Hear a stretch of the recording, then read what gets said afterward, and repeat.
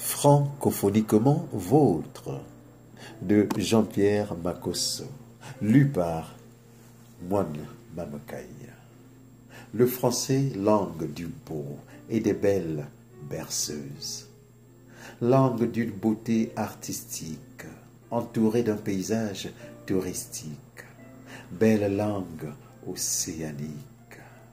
Cette langue est aussi mon guide fidèle dans mes voyages, dans mes tournées, dans mes aventures, dans mes missions, dans mes expéditions, dans mes recherches.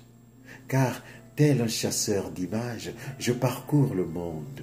Je pars de Luango, depuis la mer de la Pointe-Noire du Congo, en passant par celle du Havre de la Paix en Normandie, jusqu'à la mer de la Terre-Neuve du Canada. Baigné par les vents de l'océan Atlantique, j'arrête la guerre.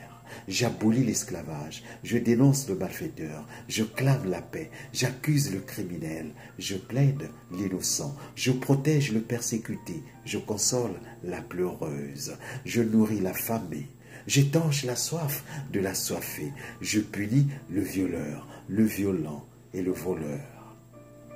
Je pardonne le bourreau, je sauve le naufragé, j'unis les familles. J'offre des bouquets de fleurs et des éclats de rire à tous ceux qui en ont besoin. Je leur envoie de petits colliers de sourires dans cette langue qui berce mon esprit. Je deviens le parrain de l'orphelin, le bienfaiteur de la veuve. Je place le bon mot. J'évite tous les maux, le mal en général, heureusement. Je rencontre un pêcheur, il me demande: qui es-tu? Moi, que je lui réponds. Le pêcheur demande encore: oui, toi, qui es-tu? Moi, je lui réponds. Le pêcheur insiste: es-tu sourd? C'est bien à toi que je demande: qui es-tu? Moi, je ne suis ni sourd, ni muet, remarque.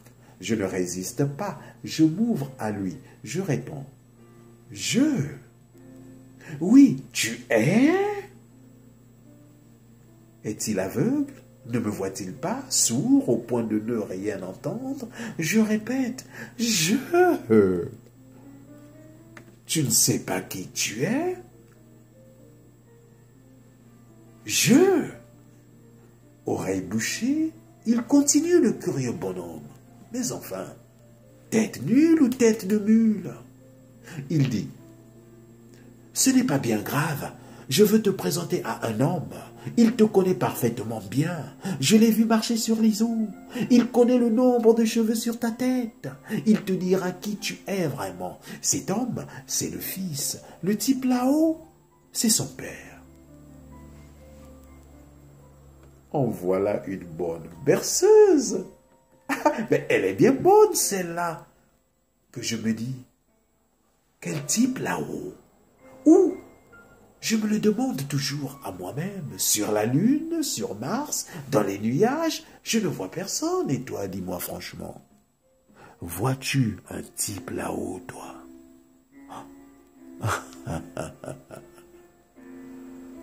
Le pêcheur qui me le dit est un pêcheur et un religieux. Il viole, il vole, il ment et il tue au nom de la langue française et de son type là-haut. Il veut me présenter à un homme qu'il ne voit pas, qu'il n'a jamais vu, qu'il ne verra jamais. Je lui dis: je suis je. Il continue sans m'écouter. Cet homme t'aime, tu verras. J'interromps. Ne me présente pas à moi-même, que je lui dis. Je suis cet homme, je suis le peuple et, tu sais, je t'aime. Il me regarde avec des yeux effrayés, il me prend pour un fou. Ah ça, elle est bien bonne, je le sais, on le dit. Je suis fou, pas fou à lier ou à isoler, mais fou des mots. J'ai reçu le coup de foudre de la langue française. Je suis amoureux de sa beauté comme les marguerites le sont de leur près. Il s'enfuit en hurlant. Il ne me croit pas. Il ne croit pas en lui-même. Il croit à ce qu'il ne voit pas. Homme de peu de foi, je le laisse partir. Qu'il suive sa fuite, accompagné de sa suite. Âmes égarées, cœurs apeurés, sauveur d'âmes ou tueur d'hommes. Je suis moi, je suis je. Comme son maître, je n'ai aucun endroit où poser ma tête. Mais la langue française, cette berceuse, cette langue de tout ce qui est beau, a bien sa place dans ma tête. Je partage des vers qui riment avec des mots agréables de la langue. Je tourne ma langue 7 fois avant de prononcer un mot flatteur.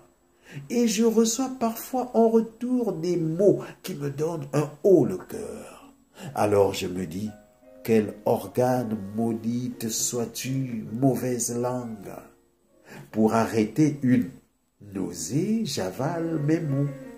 Et je sors d'une forte fièvre en vomissant tous les mots.